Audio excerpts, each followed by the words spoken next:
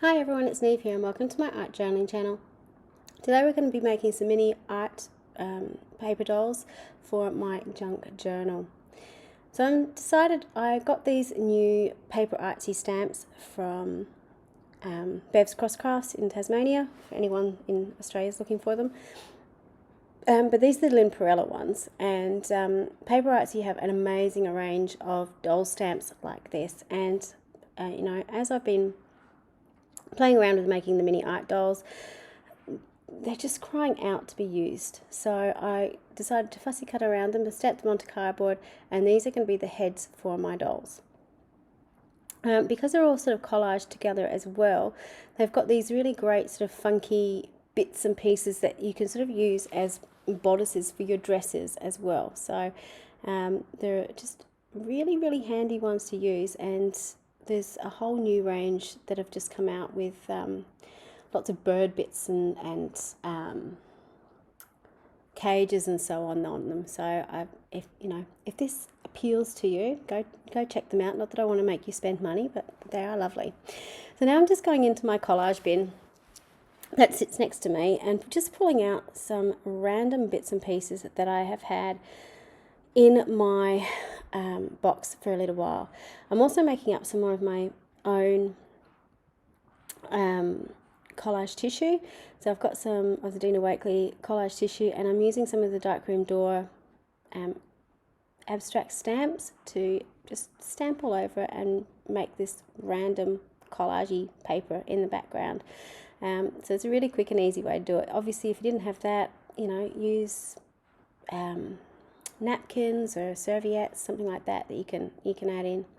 Now all I'm doing, once I've cut out my bodies, is I'm just randomly gluing on little bits and pieces of collage.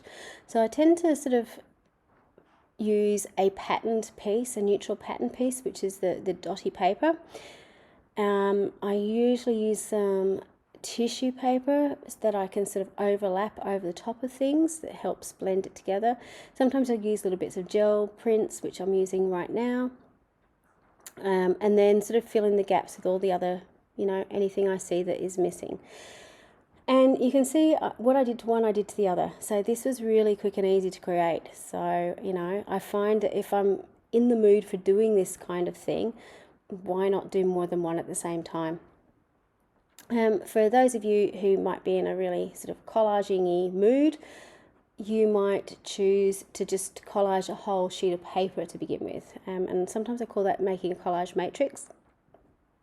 And, once you've made that, then you can cut it up into these shapes, so you don't even have to worry about this. You could just go straight onto it. The final thing that I'm adding onto this, just again to add a little bit of extra colour and interest, is some word collage tissue and also some washi tape. I do not use my washi tape enough. I do have some random bits and pieces of washi tape floating around here and there, which I keep adding even though I do not need it anymore. But I often find little projects like this, if I just want a little bit of sparkle or a little pop of colour, by pulling out my washi tapes, it's just a really, really easy way to do that. The final thing I did to my body of my dolls was just to ink it up with the archival ink, just to age it a little bit. I'm also adding a little bit of colour and paint pen to my dolls, using just the fine paint pens, sorry. And that's just sort of, again, bringing in some of that colour. And because I had the red on the crosses, I'm adding in some little pops here and there of red, just to sort of pick it up again. You'll notice I've sort of added it in 3 places on each of those doll bodies at least. And that sort of adds to a visual triangle on my page. Once I'd done that, I decided I also wanted to add a little bit more colour, so now I'm going in with my Stabilo oil pencil. You usually see me using a black. I do actually own some in different colours, so I think there's blue, yellow, red and green. Might be a brown too. So I'm just using those to add a little bit of extra something to the page.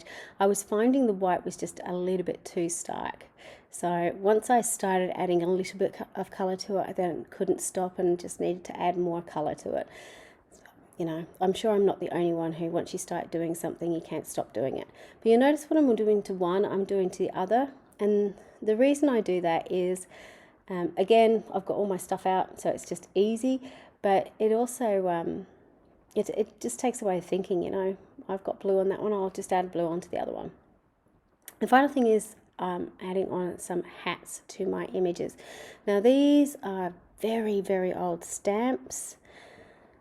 I think they're Lynn Perella ones possibly, or Tisha Moore ones maybe from a long, long time ago. Like I'm talking 20 odd years ago, unmounted rubber without even the backings on them. So it is a blast from the past, and because it was just the individual rubber, it didn't have any of the names on it. I think they were from Non Sequitur, if anyone remembers that stamp company from way back in the dark ages. So yeah, but any stamped images you have will be able to be used.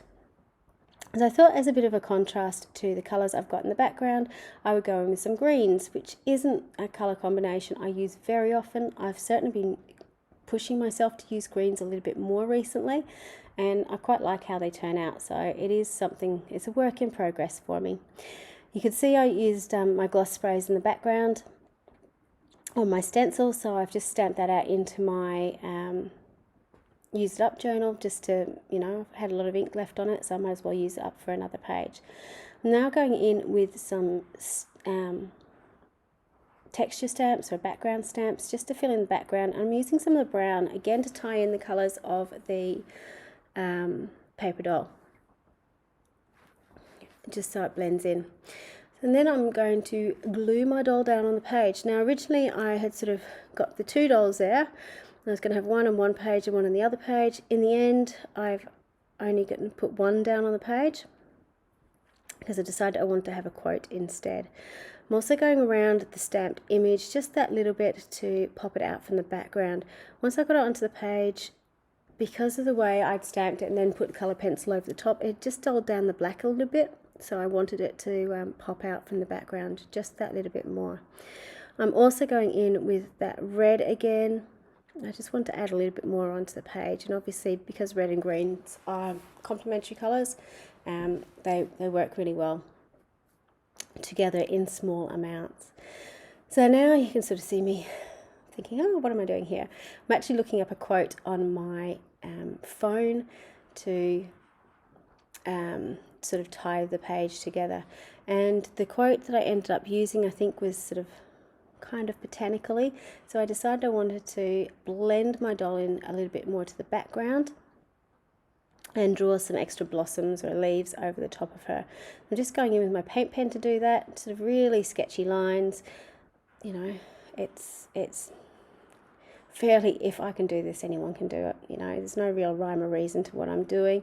You just have to be confident to draw over the top of what you've done. But the good thing about it is, because it is quite fine paint work, I suppose, or while the white markers are mostly opaque, they're not 100% opaque, so you can still see some of that work that you've done in the background popping out from behind, which is really nice. It's not all lost. You know, you've done it, you can see the layers there, which is really important. Finally, I'm going around with my paint marker and just going sketch, sketch, sketch over the top. They are really, really loose lines, and in the close-up at the end you'll see how loose they are. I find the sketchier the better when you're doing outlining like this on your page. With the empty space that I have, I'm going in and writing a quote onto the page, and then over on this side I'm just doing a little bit of really scribbly writing to fill in the empty gaps, and just is how I'm feeling about that quote. So quite often when I'm doing pages like this, I'll have the quote, which, you know, happy for everyone to read because obviously it's not my words, it sort of sums up how I'm feeling.